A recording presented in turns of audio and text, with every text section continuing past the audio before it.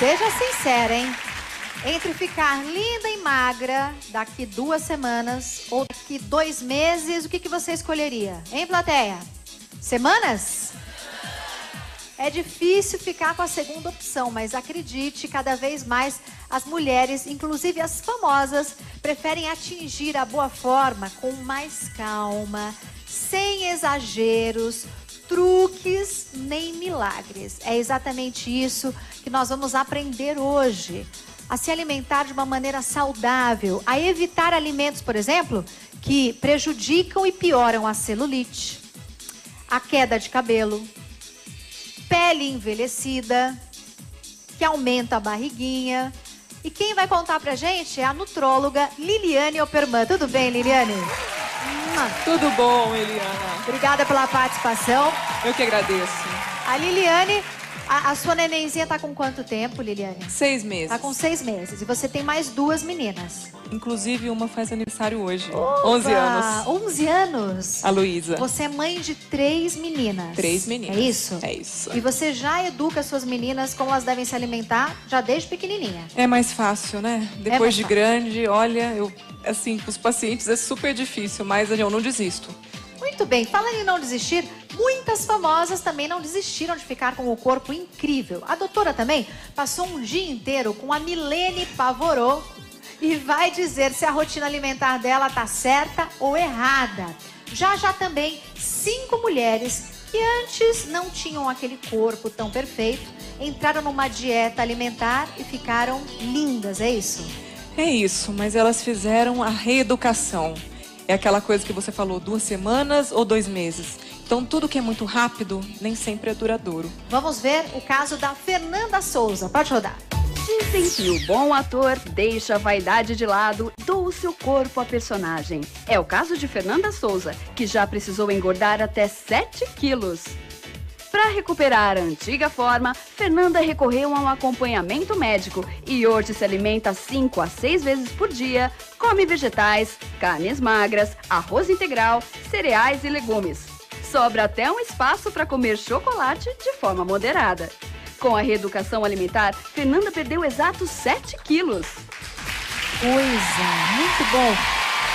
Agora, é sempre melhor a gente acreditar naquelas dietas milagrosas ou naquele remedinho. Por que acontece isso? Por que é difícil as pessoas acreditarem que comer bem emagrece? Porque as pessoas, elas não querem emagrecer, elas querem ser emagrecidas. Então elas ficam à espera desse milagre, dormir magra, né? Dormir gorda, acordar magra. Não, esse não é o caminho. Então, às vezes, o demorado, a mudança do hábito é o que vai fazer ela emagrecer e nunca mais engordar. Por exemplo, aqui nós temos, vamos falar um pouquinho de alimentação. Você está preocupado com a sua flacidez? Ou preocupada? Olha só, aqui nós temos alimentos que prejudicam a flacidez e alimentos que ajudam na flacidez. Vamos ver então o caso do que prejudica a flacidez. Por favor, doutora. Antes de mais nada, todos os alimentos que eu vou estar falando e tanto dos problemas, nenhum alimento sozinho pode resolver e nenhum alimento sozinho pode piorar. Mas é claro, se a pessoa der preferência somente a esse tipo de alimento, vai piorar. Com certeza vai piorar. Por quê? Vamos pegar o doce. Todas as vezes que a pessoa come muito doce, ela vai ter um excesso de insulina, que é um hormônio que vai tirar o açúcar do sangue e vai fazer com que ela coma de novo outro doce.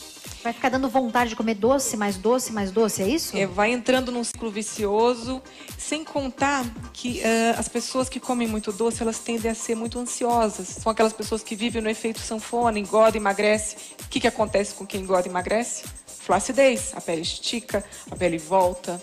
Então, mais uma vez, é importante apelar para alimentos que não sejam dessa forma rápida, que aumente a ansiedade. Para controlar a ansiedade, ao invés de um bombom, de um chocolate como esse que vocês estão vendo, né? Ou um pão de mel, uma das frutas que mais resolve rapidamente isso é o abacaxi? O abacaxi ajudaria no sentido da ansiedade. Claro, ele é super gostoso, ele é docinho. Existe todo um processo de descascar o abacaxi, fatiar. Então, a pessoa que é ansiosa, ela tem que estar se ocupando. Mas, principalmente, ele está aqui porque ele é rico em vitamina C.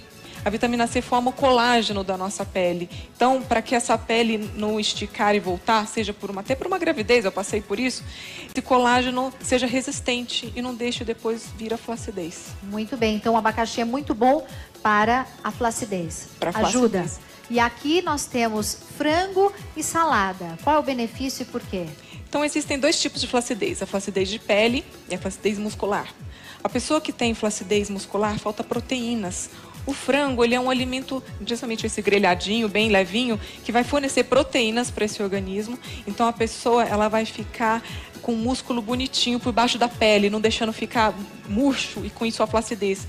E as verduras, no sentido de fornecer nutrientes para que essa pele, além da vitamina C, tenha todas as vitaminas, ela fique bem nutrida, bem viçosa e não fique flácida. Muito bem, já vamos descobrir os alimentos que ajudam, não é, a evitar a queda de cabelos, viu? Agora vamos ver o caso de mais uma famosa que passou pela reeducação alimentar, a apresentadora Angélica. Vejam aí. A apresentadora Angélica admitiu que já se submeteu a muitas dietas milagrosas, mas ela só conseguiu emagrecer e manter o peso quando parou com o radicalismo. Hoje ela é super disciplinada, nunca perde o horário de cada refeição, parou com os refrigerantes, toma 2 litros de água por dia, come legumes, peixe, carne de soja e arroz integral e malha todos os dias. Mãe de 3 filhos e dona de um corpo de dar inveja, Angélica eliminou 8 quilos só com a reeducação alimentar. Uau, tá linda, Angélica. Lindíssimo. Comer de 3 em 3 horas ajuda exatamente no quê, doutora? A manter o metabolismo alto, porque se a pessoa ela ficar muito tempo sem comer, eu falo que o metabolismo é a nossa maquininha de gastar calorias. Ele vai entender que o alimento não está chegando e por isso ele vai abaixar a velocidade com que ele queima as gorduras. Então a pessoa ela vai virar uma economizadora de gorduras, digamos assim. Então se ela come de 3 em 3 horas, ela está mandando o sinal para o cérebro, pode gastar que está chegando o nutriente. Então a pessoa quanto menos come, mais economiza gordura. E aí ela pode ficar mais gordinha. Aí fica mais gordinha porque, além de esse negócio de ficar muito tempo sem comer, quando ela vai na outra refeição, se ela tem uma dieta para seguir, ela não vai conseguir seguir a dieta. Vai querer comer tudo. Ela vai vir com a fome atrasada. E aí o organismo vai segurar a gordura porque não sabe até que horas que vai comer novamente. E exatamente. Aí você engorda. Engorda. É e aonde não quer, hein? Essas pessoas, elas engordam não de uma forma geral. Elas engordam aquela barriguinha, aquela gordurinha localizada. Já vamos falar de alimentos que são vilões da barriga, né? É isso Mas aí. agora, cabelo, por exemplo. Queda de cabelo. O que está errado para você que já tem tendência, não é, a ter quedas de cabelo? O que é melhor evitar, doutora? Então, algumas pessoas têm tendência a ter a queda de cabelo, que é a questão familiar. Tipo, o pai é calvo, o avô, os tios, que é aquela alopecia androgenética que a gente chama. Às vezes ela pode ter até alimentação adequada, mas não vai, assim, resolver. Mas a grande causa da maioria das quedas de cabelo não androgenéticas são alimentares.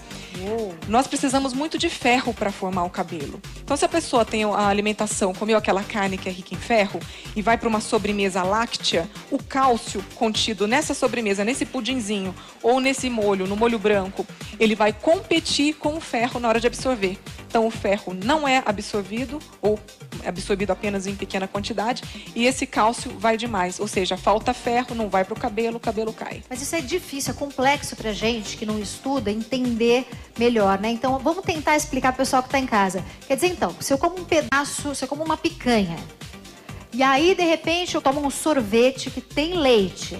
O leite tem cálcio. O leite, ele elimina o ferro dessa carne? Ele prejudica o ferro da carne para ser absorvido. Lá. Então, quer dizer que o ideal é você comer uma carne ou alimentos que tenham ferro e tomar cuidado com a sobremesa ou com o leite depois, porque senão absorve o ferro. Eles competem e não absorvem o ferro. Então, os laticínios devem ficar no café da manhã e no café da tarde. E o ferro, as proteínas, a carne, deve ficar almoço e jantar. A melhor forma de você aumentar essa absorção de ferro, a gente viu que o cálcio prejudica, mas a vitamina C ajuda. E a vitamina C está presente nesses alimentos cítricos, na goiaba, na laranja, no limão, no morango.